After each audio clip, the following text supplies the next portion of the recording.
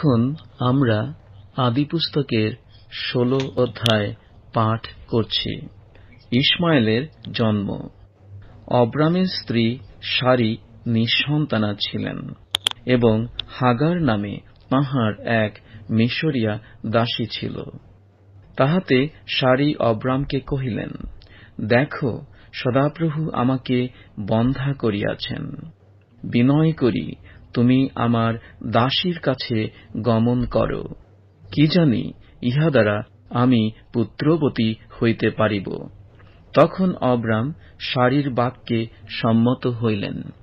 এইরূপে কনান দেশে অব্রাম 10 বৎসর বাস করিলে পর অব্রামের স্ত্রী সারি আপন দাসী মিশরীয়া হাগারকে লইয়া আপন স্বামী অব্রামের সহিত বিবাহ দিলেন। পরে অব্রাম হাগারের কাছে গমন করিলে সে গর্ভবতী হইল এবং আপনার গর্ভ হইয়াছে দেখিয়া নিজ কর্ত্রীকে তুচ্ছ জ্ঞান করিতে লাগিল। তাহাতে সারি অব্রামকে কহিলেন, আমার প্রতি কৃত এই অন্যায় তোমাতেই ফলুক। আমি আপনার দাসীকে তোমার ক্রোড়ে দিয়াছিলাম, সে আপনাকে গর্ভবতী দেখিয়া আমাকে তুচ্ছ জ্ঞান করিতেছে।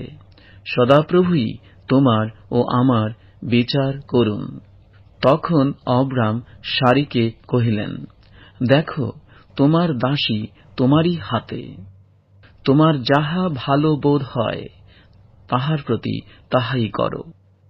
তাহাতে সারি হাগারকে দুঃখ দিলেন, আর সে তাহার নিকট হইতে পলায়ন করিল।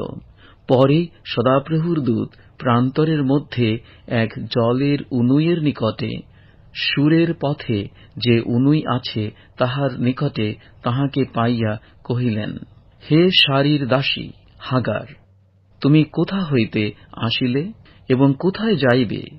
তাহাতে সে কহিল, আমি আপন কর্ত্রী সারির নিকট হইতে পলাইতেছি।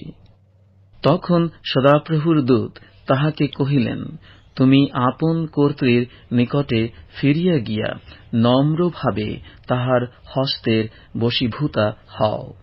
সদাপ্রভুর দূত তাহাকে আরো কহিলেন, আমি তোমার বংশের এমন বৃদ্ধি করিব যে বাহুল্য প্রযুক্ত অগণ্য হইবে। সদাপ্রভুর দূত তাহাকে আরো কহিলেন, দেখো, তোমার গর্ভ হইয়াছে, তুমি পুত্র প্রসব করিবে ও তাহার নাম ইশমায়েল, ঈশ্বর শুনেন রাখিবে। কেননা সদাপ্রভু তোমার দুঃখ শ্রবণ করিলেন, আর সে বন্যগর্ধব স্বরূপ মনুষ্য হইবে। তাহার হস্ত সকলের বিরুদ্ধ, সকলের হস্ত তাহার বিরুদ্ধ হইবে। সে তাহার সকল ভ্রাতার সম্মুখে বসতি করিবে। পরে হাগার, যিনি তাহার সহিত কথা কহিলেন, সেই সদাপ্রভুর এই নাম রাখিল, তুমি দর্শনকারী ঈশ্বর। কেননা সে কহিল, যিনি আমাকে দর্শন করেন, আমি কি এই স্থানেই তাহাকে দর্শন করি নাই? এই কারণ সেই কূপের নাম বেরলহয় রই, জীবন্ত দর্শক, যিনি আমায় দেখিতেছেন তাহার কূপ হইল। দেখো, তাহা কাদেশ ও জেরদের মধ্যে রহিয়াছে।